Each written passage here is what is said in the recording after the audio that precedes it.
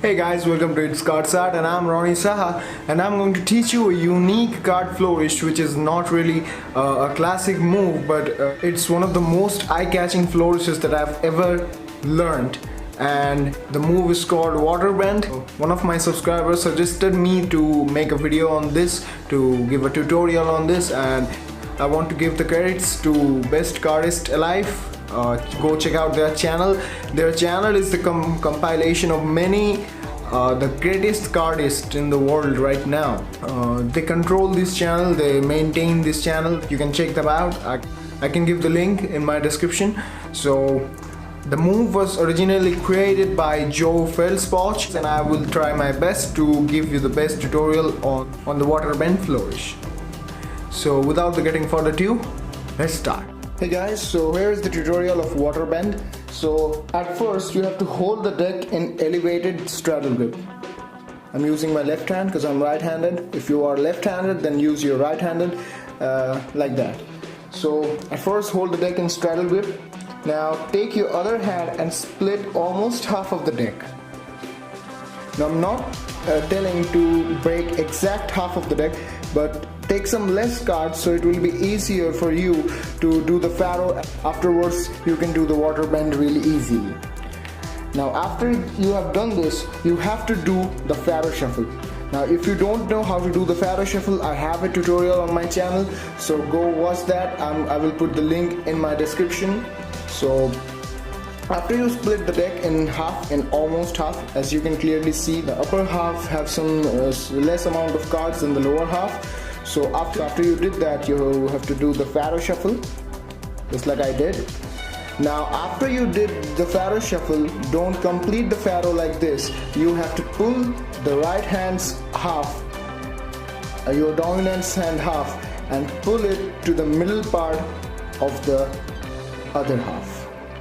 As you have done this, now here is one thing I want to tell, that you will feel that the more you will push this half inside this half, you will get more grip and you will be able to control more easily and control more than if you don't insert much like this. But the beauty of the flourish will be decreased if you insert the cards much more inside the other half. So I advise you, while you are practicing at first, beginning to practice this move, you should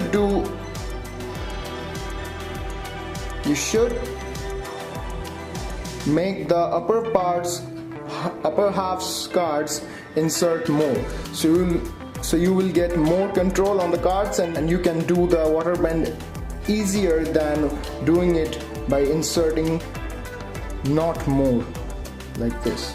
As you can see, there is very small length of card that's inserted.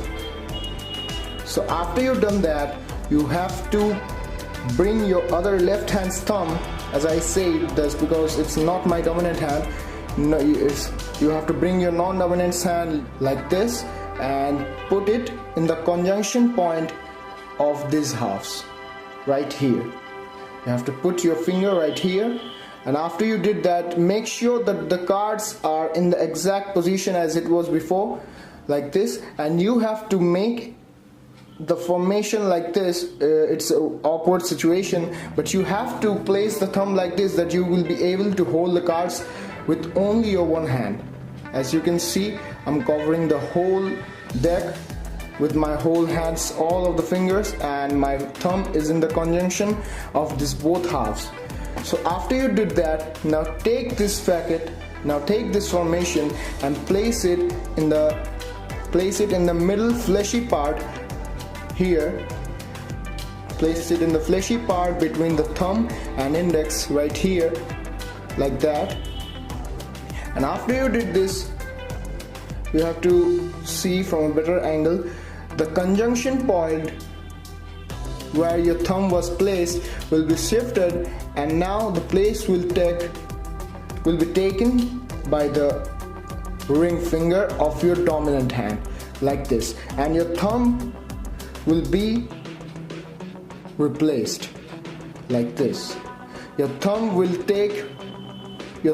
placed at the bottom of the dominant hand's half, like this. And now you have put the ring finger right here. You have to replace it here. So now you will be able to control the deck with your one hand, like this. You can see that cards have already started falling to the way the water bend happens. So I'm holding it for a long time, so the cards will start falling, and the shape is now out of shape. So as you can see, that this is the final position before doing the water bend. You have to resist the cards from falling by using your left hand, like this. And now after you did that, and now the final part comes when you want to do the water bend flourish, is you have to tilt the packet upwards, so the cards from the vertical half will fall in your hand, and you have to place your other hand right here. As you can see, I have really sweaty hands, so I'm sorry, this is a bad example of water bend. I will show you again.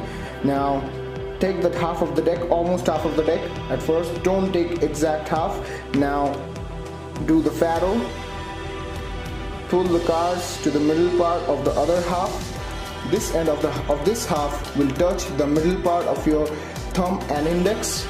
Now you will be able to hold the cards like this, and you have to control and resist the cards from falling by using your other hand, the non-dominant hand. Now there comes the final part, the catching.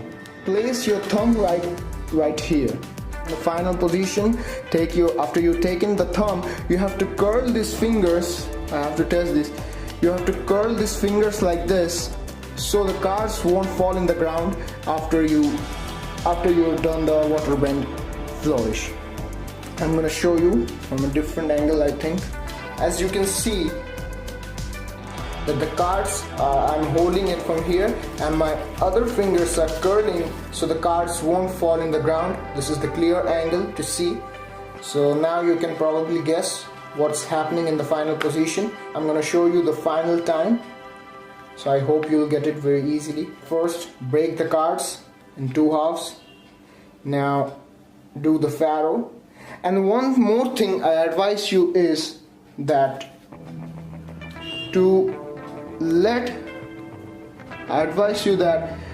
the first card will be from the vertical half of the card, so it will be easier to control the water bend while you are doing the flourish. I don't know you are getting me or what. I'm not saying that this can't be the first card, but if you make this the first card, but you will face problems while doing the water bend. So I advise you to make the first card that falls while you're doing the flourish from the vertical half.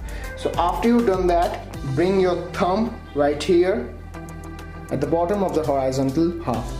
So it will get you easier to do the flourish, and everything else is same. Split the deck. Just remind the steps. There's a very simple few steps. Split the deck, do the FAROE, take it to the middle part of the half. Now place it to the middle part of your index and thumb. Now make the thumb place right here. Now curl these fingers so the cards won't fall, and let the cards fall by tilting this whole deck upwards. As you can clearly see, my ring finger and my whole right hand is moving upwards so the cards can fall easily and the flourish happens really smoothly. I will show you once again. Split the cards, FAROE the deck, bend the deck like this. Now place it place the deck right here. Now remove your index finger, which was resisting the whole deck from letting the cards drop. Now tilt the deck upwards. As you can see, my ring finger clearly gone upwards to let the flourish happen.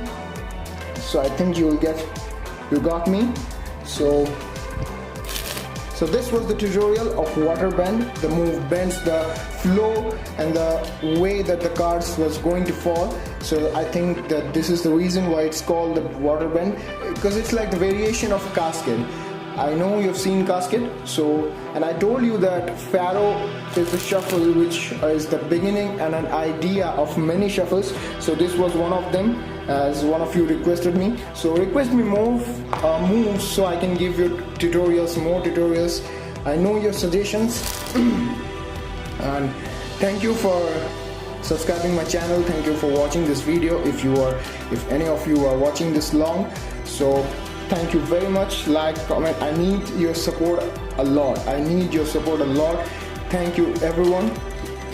Don't forget to like, comment, share and subscribe, and peace.